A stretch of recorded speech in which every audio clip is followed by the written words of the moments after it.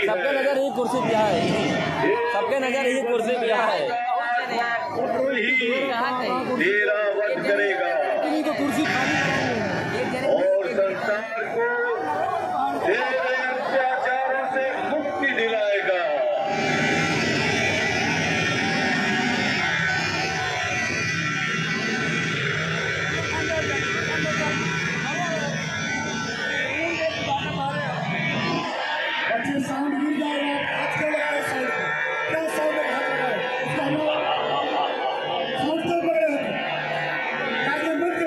आदेश है कि देव की और वसुदेव को कारागृह में डाल दिया जाए।